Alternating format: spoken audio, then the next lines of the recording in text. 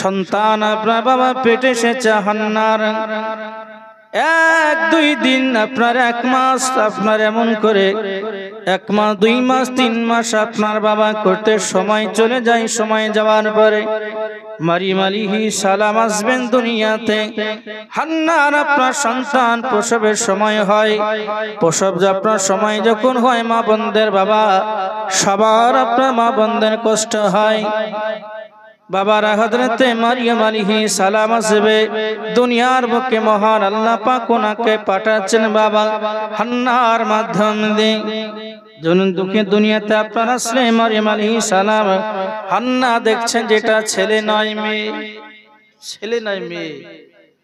বলছে আল্লাহ আপনার দরবার আমি মানত করেছিলাম, ও রব্বুল আলামিন আপনার দরবার আমি মানত করেছিলাম, আল্লাহ আপনি আমাকে যদি ছেলে সন্তান দেন তাহলে একটা খাদেম বানিয়ে দিব, আল্লাহ তোমার ঘরে আমি দান করে দিব। এখন এটা মেয়ে যে কি করব?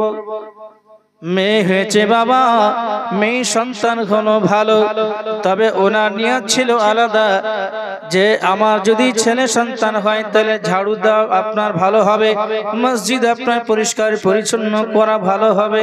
এই জন্য তিনি নিয়ত করেছিলেন ছেলে। তবে আমাদের মতো নয়, আমাদের নিয়ত হলো আলাদা যে যদি 5টা ছেলে হয় তাহলে 5টা বৌমা আসবে, টাকা পয়সা আসবে, বাবা ঘর বাড়ি করতে পারবো, এই নিয়ত আমাদের থাকে বাবা। এইতে যদি আপনার নিয়ত ভঙ্গ হয়ে যায়, মেয়ে যদি পরপর 3-4টা হয়ে যায়, মন খারাপ হয়ে যায়। এই শোনা মানে কেরা ফেসবুক আপনার এমন ইউটিউবে দেখা যায় যেহেতু আপনার 3টা-4টা মেয়ে হয়েছে, এরপরে যদি এরপরে মেয়ে যদি হয় তাহলে তোমাকে বাড়ি থেকে তাড়িয়ে নিব। স্বামী বলছে তার বিবিকে তাই হলো মেয়ে হলো, এই কারণে তাকে বাবা বাড়ি থেকে তাড়িয়ে দেওয়া হয়, নালে মেরে ফেলা হয়।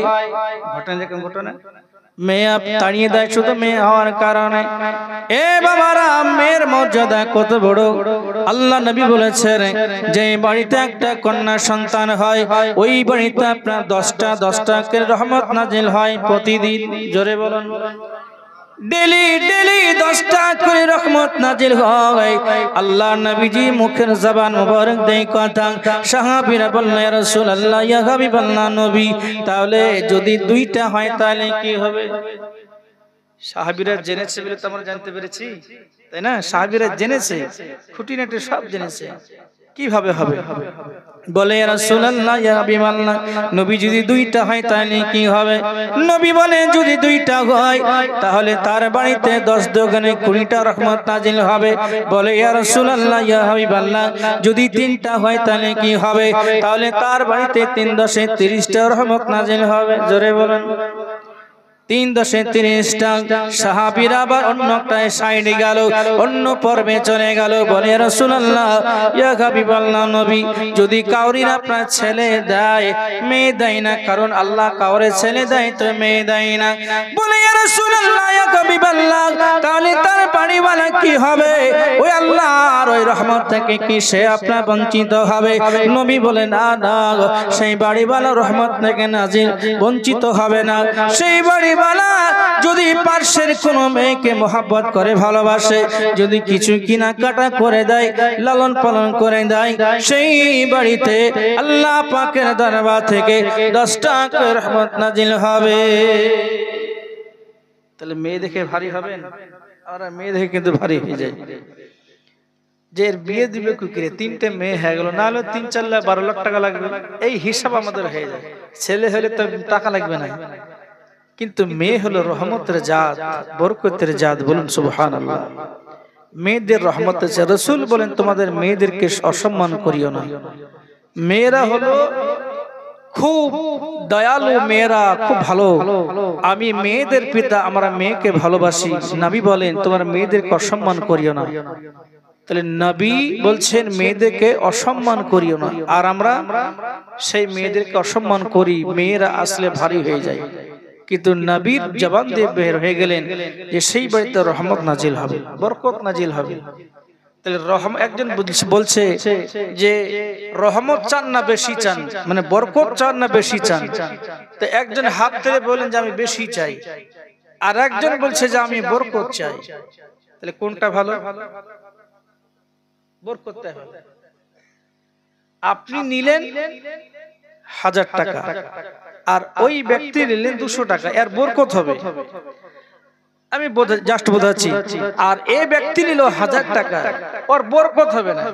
তাহলে এর লিমিট হয়ে যাবে, 1 মাস 2 মাস পরে 1000 টাকা খরচ হয়ে যাবে। আর এই আর 200 থেকে 400 হবে, 400 থেকে 600 হবে, 600 থেকে 800 হবে, 1000 হবে, 1200 হবে, 20 হবে, এইভাবে বেড়ে যাবে। তাহলে বরকত হয় আসল জিনিস। তাহলে সংসার থেকে বরকত যদি উঠে যায় তাহলে কিন্তু খুব মুশকিল। তাহলে সংসারে বরকত আপনার আনাতে গেলে, রাখতে গেলে, চালু রাখতে গেলে আপনাকে 5 ওয়াক্ত নামাজ বাড়িতে ডেইলি পড়তে হবে। মসজিদে সময় পেলে যান বাবা, মসজিদে পড়ুন, বাড়িতে পড়ুন, বাড়িতে কোরআন পড়ুন। বাড়িকে আল্লাহ রাসূল বলেছেন যে তোমরা কবর বানাইও না, বাড়িকে তোমরা কবর বানায় না। কারণ কবরে আপনার কোরআন শরীফের তেলাওয়াত হয় না, কিছুই হয় না, মানুষ গিয়ে যা একটু করে, তাই না? আর আল্লাহ ওয়ালারা সেটা আলাদা পড়বো। যাই হোক, তাহলে বাড়িকে তোমরা কবর বানায় না, তোমরা বাড়িতে কোরআন পড়ো, জিকির আজকার করো। যদি কোনো বাড়িতে জিকির হয় তো আসমানবাসীরা, আল্লাহ রাসূল বলেছেন যে ওই বাড়িটা আসমানবাসীদের কাছে তারকার চাইতে আরো উজ্জ্বল দেখায়। বলুন সুবহানাল্লাহ। যদি কেউ জিকির করে তাহলে জিকির ভালো জিনিস, জিকির বাবা। তাহলে বাড়িতে রহমত বরকত নাজিল করতে গেলে কি করতে হবে? আপনাকে জিকির আজকার করতে হবে, কোরআন পাঠ করতে হবে, সত্য কথা বলতে হবে, আপনার ব্যভিচারী ছাড়তে হবে বাবারা, শিরক ও বেদাত থেকে মুক্ত রাখতে হবে। তাহলে আমার আপনার বাড়িতে রহমত ও বরকত নাজিল হবে। একবার দরুদ ও নাজাত পেশ করি। আল্লাহুম্মা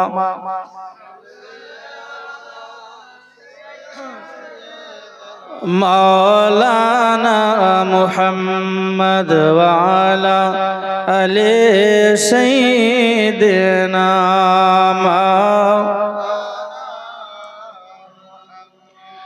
কে আসলো বলে এই পৃথিবী হলো জালা, কে গাইল এসে শাম্মের গান শূন্য কাঁপে গেলা।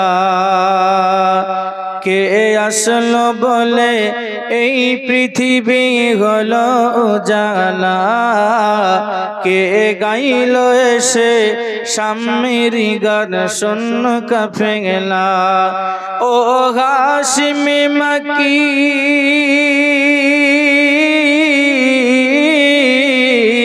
ও হাশিমে মক্কি মদনী ও শাহে মদিনা। আমার সঙ্গে বলুন, ও নূরে নবী, নূরে নবী, নূরে মদিনা। ও নূরে নবী, নূরে নবী মদিনা। হযরত উমর করতে কতল আমার নবীর দারে যায়, নূরানি তার চেহারা দেখে উমর ফিদা হয়ে যায়। জোরে বলুন, আরো জোরে বলুন সুবহানাল্লাহ। হযরত উমর করতে কতল আমার নবীর দারে যায়, নূরানি তার চেহারা দেখে উমর ফিদা হয়ে যায়। যার চেহারা মায়াবী,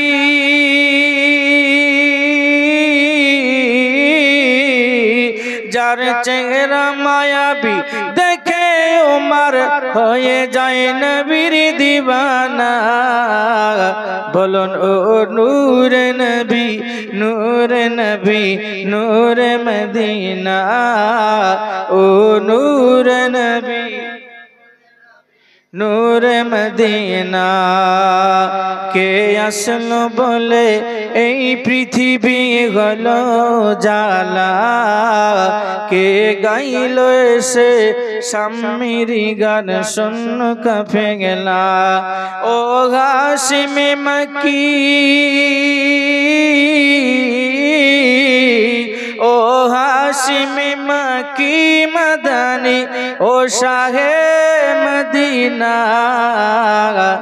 ও নূরে নবী, নূরে নবী, নূরে মদিনা ও নূরে নবী नूर मदीना अहमद मुहम्मद जिनी आखिरी नबी सल्लल्लाहु अलैहि वसल्लम अहमद मुहम्मद जिनी आखिरी नबी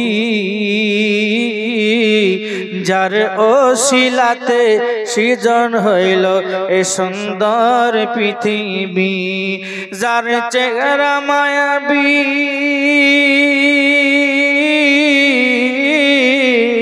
जार चेहरा मायाबी देखे रवि हो जाए नबीर दीवाना बोलन ओ नूर नबी नूर नबी नूर मदीना ओ नूर नबी नूर नबी नूर मदीना के असल बोले ए पृथ्वी हलो जाना के गाइलो एसे सामेरी गान सुन कपे गेला ओ हाशिम मक्की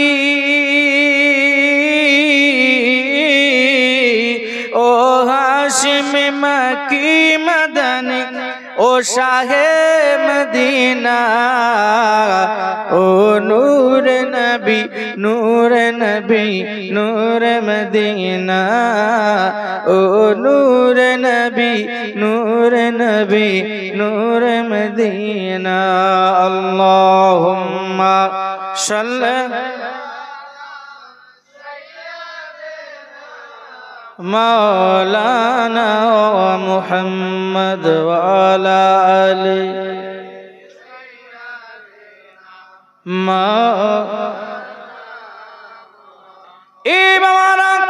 हजरत मरियम अलैहिस सालाम बाबा ए আপনার আল্লাহ পাক হযরত হান্নার বাড়িতে পাঠিয়ে দেন একটা মেয়ে সন্তান ওনার মনটা খারাপ হয়ে গেছে আমার আল্লাহ পাক আল্লাহ তাআলা বলছেন আপনার হান্নাকে এ হান্না তুমি মন খারাপ করো না চিন্তা করো না আমি আল্লাহ তোমাকে যে সন্তানটা দান করেছি এই সন্তানটা কোনো সাধারণ কন্যার মতো নয় সাধারণ কোনো মেয়ের মতো নয় অসাধারণ মেয়ে জোরে বলুন এটা অসাধারণ মেয়ে বাবা হযরত মারিয়াম আলাইহিস সালামকে আপনার লালিত পালিত আপনার কাজ শুরু করে দিলেন বাবা আস্তে আস্তে একটু বড় হলো আপনার দেখা আপনি এমন করে 5 থেকে 6 বছর বাবা এইভাবে আস্তে আস্তে বয়স বাড়ছে এই অবস্থাতে মারিয়াম আলাইহিস সালামকে নিয়ে যাচ্ছে বাবা ওই কাবা প্রথম কাবা মসজিদুল আকসা আপনার আকসার কাছে নিয়ে গেল গো বাবা ওইখানে আপনার মুসল্লিরা আছে হান্না গিয়ে আপনার সালাম আসসালামু আলাইকুম বলে ওয়ালাইকুম আসসালাম আমার কি খবর বলছে দেখেন আমার মেয়েটাকে নিয়ে এসেছে আমি মান্নত করেছিলাম আল্লাহ আমাকে যদি একটা কন্যা ছেলে সন্তান দাও তাহলে আল্লাহ আমি বাইতুল মুকাদ্দাসের খাদেম বানিয়ে দিব কিন্তু আমার আল্লাহ পাক আল্লাহ তাআলা মেয়ে সন্তান দান করেছে এ মুসল্লিরা আমি আল্লাহ দরবারে যখন মান্নত করেছিলাম আমি মান্নত পূরণ করতে এসেছি ছেলে দেয়নি তো মেয়ে হয়েছে তা হলো কি হবে মান্নত আমি পূরণ করার জন্য এসেছি এই মেয়েটাকে আমি বাইতুল মুকাদ্দাসে দিয়ে দেব এই সোনা মানিকেরা এই বাবাজিরা ভাইরা হযরত মারিয়াম দেখতে সুন্দর ছিল অপূর্ব চেহারা এই চেহারার জন্য বাবা মুসল্লিদের সবার আপনার পছন্দ হয়ে গেল সবার পছন্দ হয়ে গেল আর বলছে আমাদের ইমামের মেয়ে এখন আপনাদের ইমামের ছেলে মেয়ে যদি কোনোদিন আপনার গ্রামে বেড়াতে আসে সবাই আপনার আগ্রহী হবে নাকি আমার বাড়িতে নিয়ে যাবে ও বলবে আমার বাড়িতে নিয়ে যাবে ও বলবে আমার বাড়িতে একদিন থাক দুদিন থাক সবাই কিন্তু আগ্রহী হবে বাবারা এরকম আপনার ইমামের মেয়ে ইমরানের কন্যা মারিয়ামকে দেখে সবাই নেওয়ার জন্য বাবা পাগল পারা হেঁটেছে আমাদেরকে দেন আর একজন বলে আমার বাড়িতে দেন বলে এইভাবে তো হবে না একটাই মেয়ে কারে দিব আর কারে রাখবো যারে দিব সেই তো আপনার ভালো হবে আর বাকি আপনার রাগ করবে দুঃখ প্রকাশ করবে তা না করে একটা কাজ করা যাক তোমাদের আপন আপন কলম নিয়ে আসো কলম, লিখা কলম, এই কলমটা নিয়ে এসো বাবা, এই কলমটা নিয়ে গিয়ে ওই জর্দান নদীতে তোমরা ভাসিয়ে দিবে, একটা করে ভাসাবে, যার কলমটা ভাসবে আর শুধু তাই নয়, স্রোতের বিপরীত দিক অপোজিট দিকে চলতে থাকবে, সেই জয় হবে। মরিয়ম তার বাড়িতে থাকবে, তার বাড়িতে থাকবে, এটাই বললো ওনার জননী মা হান্না। তো সবাই কলম নিয়ে আসতে লাগলো, কলম নিয়ে আসে আর এই নদীতে ফেলে দেয়, ডুবে যায়, আবার দেয়, ডুবে যায়, আবার দেয়, ডুবে যায়। এই ডুবতে ডুবতে একজনের কলম ভেসে গেল, বলুন সুবহানাল্লাহ। জাকারিয়া আলাইহিস সালাম। তাহলে দেখেন, নবীর বাড়িতে মারিয়ামকে রাখবে, তাহলে কলম কার ভাসবে? মহান আল্লাহ পাক যারে হেফাজত করবে, যাকে হেফাজত করবে আল্লাহ পাক এইভাবেই হেফাজত করে। আল্লাহ রাসূল সাল্লাল্লাহু আলাইহি সাল্লামকে দেখেন, তায়েফ থেকে অনেকজন এসেছিল বাচ্চা নেওয়ার জন্য, আসেনি? অনেকজন এসেছিল, কিন্তু এবং আরো অন্য অন্য দেশ ছিল, অন্য অন্য শহর ছিল, কিন্তু তায়েফটাকে আল্লাহ পাক পছন্দ করলেন। আল্লাহ যেখানে পছন্দ করবে সেটাই তো হবে। আল্লাহ যাকে যেখানে পাঠাবে সে সেখানে যাবে, যেখানে যার রুজি মাপা আছে সে সেখানে যাবে বাবা। কারণ ওই তায়েফের সেই সময় সাবলীল ভাষা, আরবি ভাষা সুন্দর করে বলতে পারত একমাত্র তায়েফবাসীরা, বলুন সুবহানাল্লাহ। এই জন্য আমার আল্লাহ পাক কোন জায়গায় পাঠালেন না বাবারা, তায়েফে আমার রাসূলকে পাঠালেন। কার বাড়িতে? হালিমার বাড়িতে। হালিমার বাড়িতে কন্যা সন্তান আছে, ছোট ছোট বাচ্চা সন্তান আছে, ওইখানে সুন্দর একটা জায়গায়, সুন্দর একটা পরিবেশ, মনোরম একটা পরিবেশে আমার রাসূলকে পাঠালেন, বলুন সুবহানাল্লাহ। তাহলে জাকারিয়া আলাইহিস সালামকে নির্বাচিত করলেন মারিয়ামকে রাখার জন্য। তো জাকারিয়া আলাইহিস সালাম এবং আরো অন্যান্য মিলে একটা হুজরাখানা বানিয়ে দিয়েছিলেন মারিয়াম আলাইহিস সালামকে, পাশে, মসজিদের পাশে। দিনের বেলায় ওই মসজিদের পাশে হুজরাখানে থাকে, ছোট্ট ঘরখানে, সুন্দর ঘরখানে থাকে, আর রাত্রি বেলায় নিয়ে যায় বাড়িতে।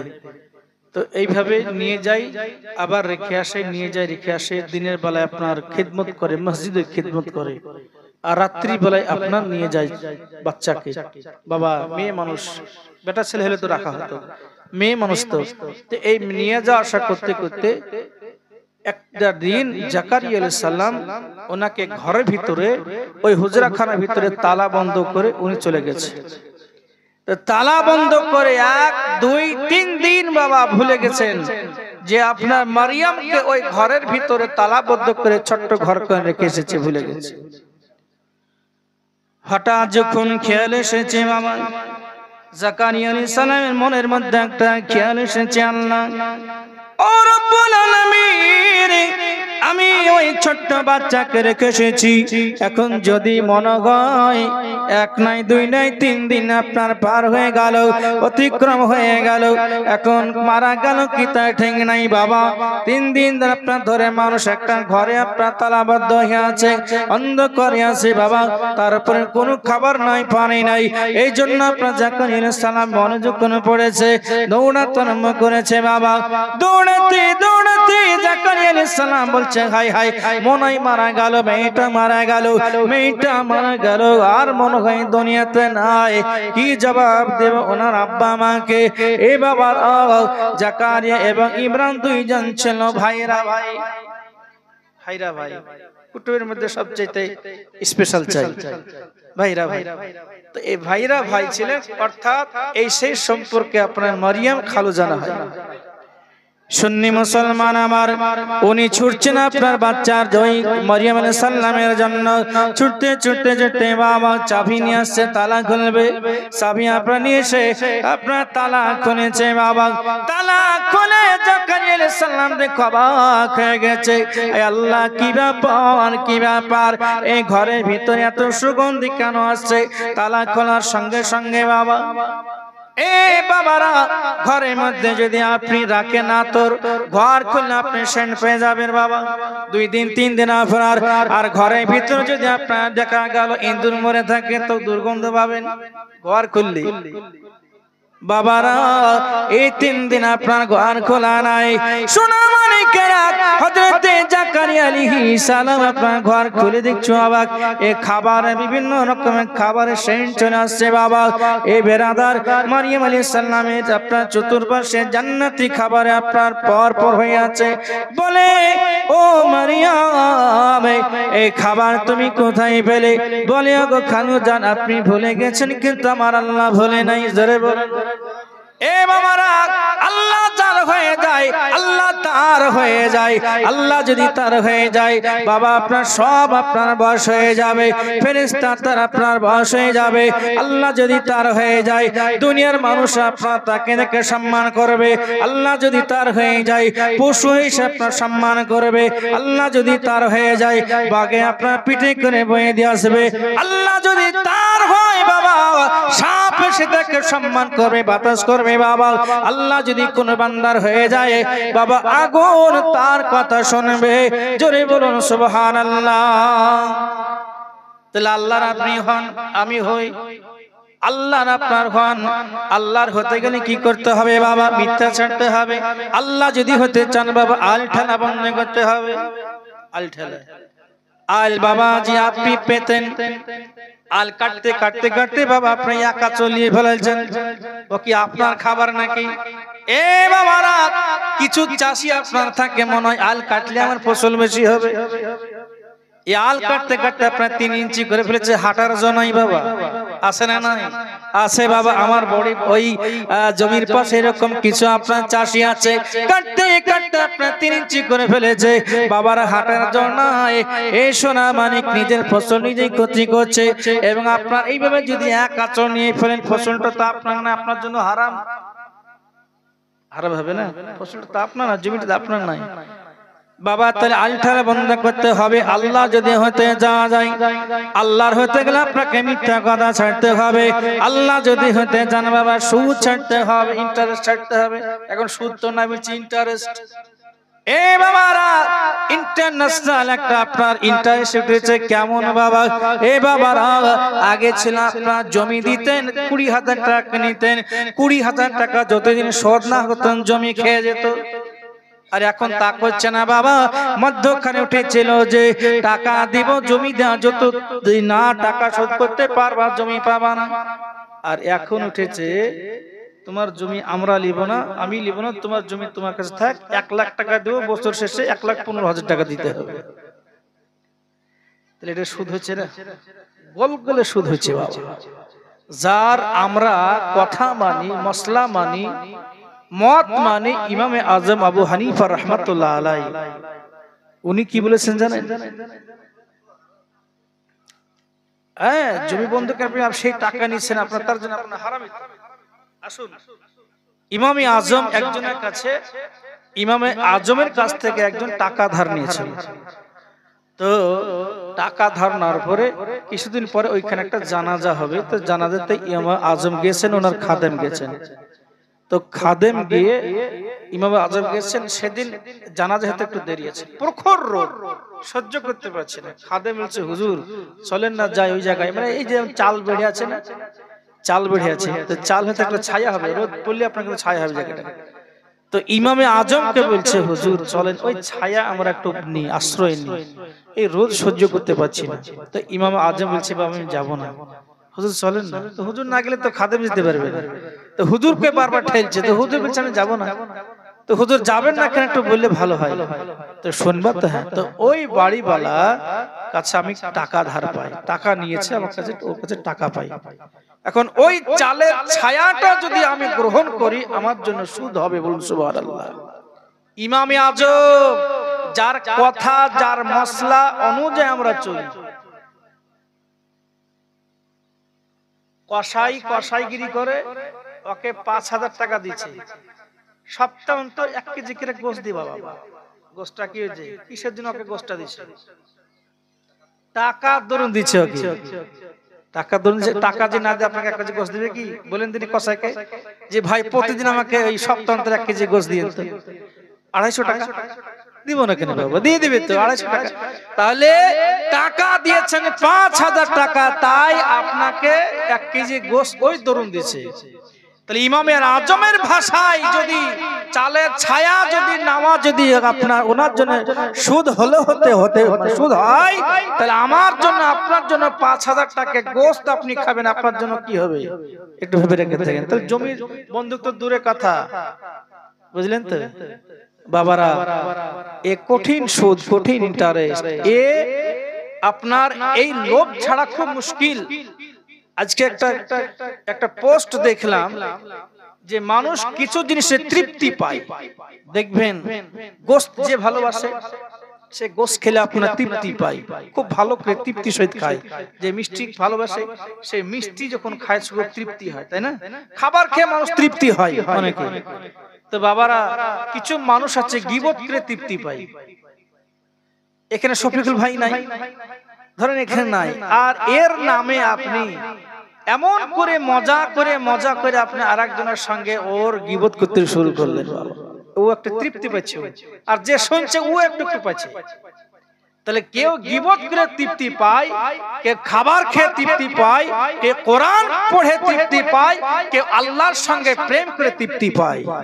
তাহলে এই প্রেম আর এই প্রেম সমান কি বাবা? তাহলে প্রেম করতে হবে হালালি প্রেম, আর আপনি হালালি প্রেম করলে আপনি জান্নাতি হবে, আর হারামি যদি আপনি প্রেম করেন তাহলে আপনি জাহান্নামী হবে বাবারা। তাহলে আল্লাহর সঙ্গে বন্ধুত্ব করতে গেলে, আল্লাহর হতে গেলে আপনাকে সুদ ছাড়তে হবে। আল্লাহর যদি হতে হওয়া যায় এ বেরাদার, আপনার মিথ্যা ছাড়তে হবে, গীবত ছাড়তে হবে, অন্যায় পথ ছাড়তে হবে। যদি আল্লাহর হতে চান তাহলে আল্লাহ আপনার হবে। আল্লাহুম্মা সাল্লি আলা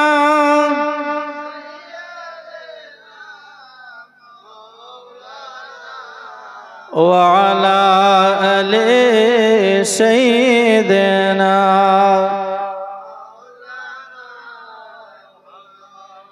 জন্ম আমার নবী যুগে হলে কেমন হতো,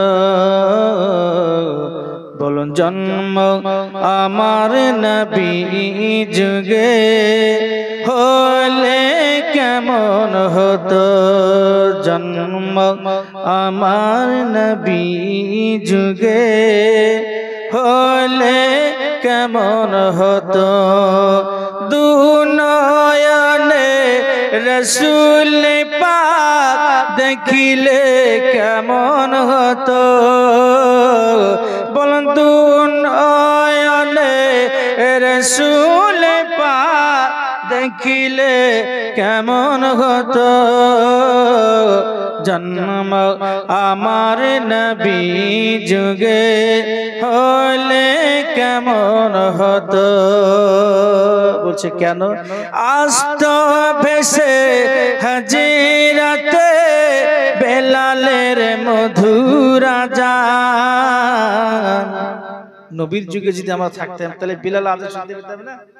সাহাবীদেরকে দেখতাম, বেলালের আযান শুনতে পেতাম, সাহাবীদের আপনার মজলিসে বসতাম। কত বড় সৌভাগ্যের বিষয় বাবা। সবার ভাগ্যে তো আপনার সব জুটবে না। আবু জেহেল ওই সময়তে হয়েও সেই জিনিস পায়নি। আর হযরত ওয়াইস কুরনি রাহমাতুল্লাহ আলাই একজন আল্লাহওয়ালা ব্যক্তি, নবীকে শরীয়ত চোখে না দেখে আপনার প্রেম মহব্বত করেছেন, আর এ দেখেও কপাল পড়া এর ভাগ্য হয়নি বাবারা। সাহাবিকার নাম নবী বলেন আমার সাহাবীকে গালিয়ে দিও না, আসহাবিকা নুজুম, সাহাবীরা নক্ষত্রের সমান, বলুন সুবহানাল্লাহ বাবারা। একদিন যদি নবীকে মহব্বত চোখে, প্রেম চোখে যদি দেখলো এবং ঈমানের সহিত যদি ইন্তেকাল করে, সেই ব্যক্তিকে সাহাবী বলা হয়, বলুন সুবহানাল্লাহ। তাহলে সাহাবীদের কত বড় মর্যাদা।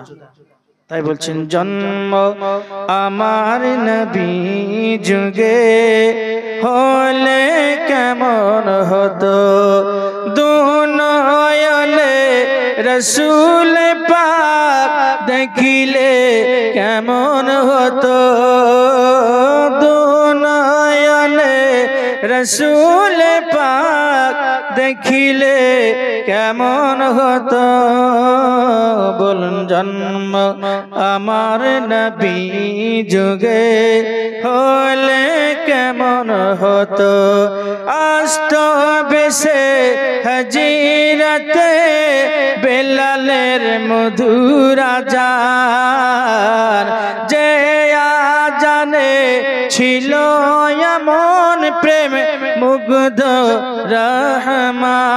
রহমান জন্ম আমার নবী যুগে হলে কেমন হতো জন্ম আমার নবী যুগে হলে কেমন হতো দুনয়নে রসুল পাক দেখিলে কেমন হতো দুনয়নে রসুল পাক দেখিলে কেমন হতো আমার সঙ্গে বলুন দুনয়নে রসুল পাক দেখিলে কেমন হতো জন্ম আমার নবী যুগে হলে কেমন হতো জন্ম আমার নবী যুগে হলে বাবা খুব খেয়াল নবী পাক সাল্লাল্লাহু আলাইহি ওয়াসাল্লাম যুগে যদি আমরা হতে পারতাম আমি নিজেকে আমরা সকলেই নিজেকে ধন্য মনে করিতাম জোরে বলুন সুবহানাল্লাহ এই বাবা আসুন একটু এগিয়ে যাই হযরতে মারিয়াম আলাইহিস সালামকে আমার আল্লাহ পাকের ইচ্ছায় আপনারা এখানে রাখলেন বাবারা হযরতে আপনার জাকারিয়া আলাইহিস সালাম এইভাবে আপনারা 3 দিন ভুলে আপনার চুলটা আরম্ভ করেছে জিগিয়ে দেখছে ওনার করে আপনার জান্নাতি খাবার বলে বেটি তুমি কোথায় পেলে মারিয়াম আলাইহিস সালাম বলেন খালো জানা আপনি ভুলে যেতে পারে কিন্তু আমার আল্লাহ ভুলে নাই কারণ আল্লাহ আপনি আমি হয়ে আছি এ বাবা মা জননীরা শোনেনি রাতের বেলা হযরতে জাকারিয়া আলাইহিস সালামকে বলছে ওগো খালুজান আমার আল্লাহ পাক আল্লাহ তাআলা আপনার জান্নাতি ফেরেশতাদের মাধ্যম দিয়ে এই জান্নাতি খাবার আমাকে পরিবেশন করেছে বলুন সুবহানাল্লাহ আমার আল্লাহ পাক আমার একদিন দুই দিন তিন দিন খাবারের জন্য আল্লাহ পাক ভেবেছেন খাবার পানি যা দরকার সব পাঠিয়ে দিয়েছেন এই বাবারা এইভাবে জাকারিয়া আলাইহিস সালাম এবং মা মারিয়াম আলাইহিস সালামের বাবা সময় চলে যায় যেতে যেতে আপনার হযরতে মারিয়াম আলাইহিস সালামের 14 বছরের প্রায় বয়স হয়েছে সবার মা বোনদের যেমন আপনার বাবা আপনার প্রত্যেকটা মাসে মাসে পিরিয়ড হয় ওই রকম পিরিয়ড আপনার হযরতে মারিয়াম আলাইহিস সালামের বাবা হয়েছে প্রথম হাইজ হয়েছে বাবা হাইজ আপনার হওয়ার পরে কমপ্লিট হওয়ার পরে গোসল বানায়েছে ফরজ গোসল বানিয়ে ওই আপনার ঘরে বাবা কামাস আপনার মসজিদুল আপনার আকসার হুজরা খানা দাঁড়িয়েছে গোসল বানায়া আর দেখে হযরতে জিবরিল আলাইহিস সালাম যুবকের আপনার বেশ ধারণ করে যুবকের আপনার মানুষের রূপ ধারণ করে আপনার মারিয়ামের পেছনে দাঁড়িয়ে গেছে হযরতে মারিয়াম সাল্লাম ওইখানে আপনার বাবা এমন করে শরীর আপনার মোছামুছি করছে করতে করতে করতে আপনার পিছন দিকে গিয়ে তাকিয়ে দেখছেন যে একজন যুবক দাঁড়িয়ে আছে বলে কে গো কে যুবক আমাকে ঘরে এসেছো আমি কোন নষ্ট মেয়ে নাই আমি কোন পাপ মেয়ে নাই আমি কোন খারাপ মেয়ে নাই তুমি কেন এসেছো বলে আমি কোন স্বামী কোন দুনিয়ার কোন পুরুষ নাই দুনিয়ার কোন মানুষ নাই আমি আল্লাহ পাকের ফেরেশতা জিবরিল আলাইহিস সালাম জোরে বলো হযরত জিবরিল আলাইহিস সালাম বাবা মারিয়ামের ঘরে এসেছে তবে কেন একটু এগিয়ে চলুন বাবা কেন এসেছেন একটু বোঝা যাবে হযরত মারিয়াম আলাইহিস সালাম বলছে জিবরিল কেন তুমি আমার কাছে এসেছো কি জন্য এসেছো বলো বলছে গো মারিয়াম আমার আল্লাহ পাক আল্লাহ তাআলা বিনা পিতায় বিনা মাতায় আপনার ছেলে আপনার সন্তান আপনার সৃষ্টি করতে পারে পারে কি পারে না বলে পারে বলছে ও মারিয়াম তোমাকে আল্লাহ পাক একটা সন্তান দান করতে চায় মারিয়াম বলছে ও জিবরিল তা কি করে হয় আমি কোন খারাপ মেয়ে নই লুজ ক্যারেক্টার আমি নয় আর আমি এখনো বিয়ে শাদী করিনি কোন পুরুষ আমাকে স্পর্শ করেনি ছয়নি তাহলে আমি কি করে গর্ভবতী হব আমি কি করে আমি ছেলে সন্তান প্রসব করব আল্লাহ পাক আল্লাহ তাআলা কথা শুনে বলছে জিবরিল বলে মারিয়াম এ মারিয়াম আল্লাহ আল্লাহ পাক সব পারেন? বলে হ্যাঁ পারেন। আল্লাহ পাক তোমাকে বিনা পিতায় সন্তান দান করবে, সারা পৃথিবীর মানুষকে দেখাতে চাই আল্লাহ সব পারেন, আল্লাহর কিছু অসম্ভব নাই, এইটা দুনিয়া মানুষ কাছে দেখাতে চাই। আল্লাহ পাকের ফেরেশতা জিবরিল আলাইহিস সালাম এবং মারিয়ামের কথা হয়েছে, বলে ও জিবরিল, এ জিবরিল, এইটা যদি হয় তাহলে আমার দুর্নাম হবে, আমার জন্য আমার আব্বার দুর্নাম হবে, আমার জন্য আমার মায়ের দুর্নাম হবে, সবাই খারাপ বলবে। দেখো ইমামের মেয়ের কীর্তিকলাপ দেখো, বলবে না গো, ইমামের মেয়ের কীর্তিকলাপ দেখো, আমার জন্য আমার আব্বার দুর্নাম হবে। ছেলে যদি ভালো হয় ছেলের জন্য বাপের নাম হয়, আর ছেলের জন্য আবার বাপের দুর্নাম হয়। ছেলে যদি মদখর হয় বলবে ছেলেটা কার রে, তো এই পড়ার কলিমদ্দির, ও বাপ ভালো লাগছে এই জন্য ছেলে ভালো লাগে তাই বলবে। যদি ভালো হয় তো নাম ঢেকে যাবে, আর যদি ভালো হয় ছেলেটা কার রে, তো এই পড়ার কলিমদ্দির, লোকটা ভালো ছিল। তাহলে ছেলের জন্য বাপ মায়ের নাম হয়, আবার বাপ মায়ের সুনাম হয়, আবার দুর্নামও হয়।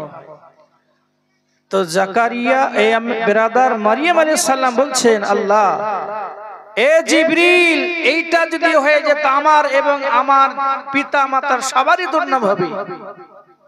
আমার আল্লাহ পাক আল্লাহ তাআলার হুকুমে জিবরিল আলাইহিস সালাম এসেছেন। এই কথা চলছে বাবা, চলতে চলতে হযরত জিবরিল আলাইহিস সালাম করলেন কি, যেতে মা মারিয়াম আলাইহিস সালামের দিকে ফুঁক মেরে দিলেন। ফুঁক যাতে মারা বাবাজি গিয়ে আপনার গর্ভে পেটের ভিতরে হাজির হয়েছে, বলে আনা আব্দুল্লাহ, আমি হলাম আল্লাহর বান্দা। জোরে বলুন। এই কথা পেটের ভিতর থেকে আওয়াজ আসে, বেরাদার এ বাবারা, এ মা খালারা, শুনে রাতের বেলা হযরত জিবরিল আলাইহিস সালাম ফুঁক মেরে দিয়ে চলে গেল। ওনার গর্ভে সন্তান আপনার চলে আসলো। একদিন আপনার, 2 দিন, 3 দিন, 4 দিন, বাবা 1 মাস 2 মাস করতে করতে সময় যায়। বাবারা যত আপনার সময় যায়, হযরত মারিয়ামের গর্ভে সন্তান আছে এটা বোঝা যায়। সবাই এসে বলে, এ মারিয়াম, তুমি সন্তান কোথায় পেলে? সন্তান তুমি কোথায় পেলে? তুমি বিয়ে তো করনি, আমরা তোমার বিয়ে দেইনি, তাহলে সন্তান কোথায় পেলে? নিশ্চয়ই তুমি কাজ করেছো, খারাপ কাজ করেছো, তুমি একজন খারাপ মেয়ে, নষ্টা মেয়ে। তোমার জন্য তোমার আব্বার দুর্নাম হয়ে যাচ্ছে। তোমার আব্বা তো ভালো ছিল, তোমার আব্বা ইমাম ছিল, তোমার আব্বা খুব ভালো ছিল, তোমার আব্বা খুব ভালো মানুষ ছিল, এই জন্য তোমাকে নিয়েছিলাম। আজ তুমি এমন কাজ করলে, তোমার আব্বার দুর্নাম হয়ে গেল, তুমি একটা খারাপ মেয়ে, নষ্টা মেয়ে। বাবা এইরকম ভাবে আপনার হযরতে মারিয়ামকে আপনার তিরস্কার করছে, সবাই বলা বলি করছে। বাবা এইভাবে সময় যেতে যেতে মারিয়াম আলাইহিস সালামের বাবা সন্তান যখন প্রসবের সময় আসে, বাবারা আল্লাহ পাক আল্লাহ তাআলার কাছে আপনার আরজি জানাইছে, ফরিয়াদ জানাইছে, আল্লাহ এখন কি করবে, কোথায় যাব? বাবারা আমার আল্লাহ পাক আল্লাহ তাআলা এমন করে ইশারা দিলেন, অদৃশ্য থেকে আওয়াজ আসলো, মারিয়াম, এ মারিয়াম, যাও যাও, ছুটে যাও, ছুটে যাও। ওই দেখো খোলা একটা ময়দান আছে, মাঠ আছে, যেখানে মরা একটা খেজুরের গাছ আছে। ওই খেজুরের গাছের তলায় তুমি বসে যাও। বাবারা ওই গাছের কাছে হযরতে মারিয়াম আলাইহিস সালাম হাজির হলেন। বাবা হাজির হয়ে আল্লাহ পাকের কাছে জানাচ্ছে, আল্লাহ এ রব্বুল আলামিন, যখন সন্তান প্রসবের সময় হয় তখন একটা আত্মীয় স্বজনের দরকার হয়, কিন্তু আল্লাহ সেটা আমার নাই, আমার দাদি নাই, আমার চাচি নাই, মামি নাই, মা নাই, আব্বা নাই। এখন আমি কি করব আল্লাহ? আমি কি করে আমি সন্তান প্রসব হবে? আমার আল্লাহ বললেন, মারিয়াম তুমি চিন্তা করো না, আমি আল্লাহ তোমার জন্য যথেষ্ট। আমার সাহায্য যার প্রতি পড়বে সেটাই তার জন্য যথেষ্ট। জোরে বলুন সুবহানাল্লাহ। তাহলে আল্লাহ যাকে সাহায্য করবে বাবা, তার জন্য ওটাই যথেষ্ট, কোনো কিছুর দরকার নাই। আছে আল্লাহ যদি কাউকে দেন তাহলে মানুষের আর কি প্রয়োজন বাবা? তবে ওসিলা একটা লাগে, ওসিলা একটা লাগে, সে ওসিলার মাধ্যম দিয়ে আল্লাহ পাক দিবে। তা আল্লাহ বলছেন, আমার সাহায্য যার প্রতি পড়বে তার জন্য সেটাই যথেষ্ট, কোনো কিছু দরকার নাই। বাবা গাছটা থেকে কাঁধে কাঁধ মিলে আপনার খেজুর ঝুলতে আরম্ভ করেছে।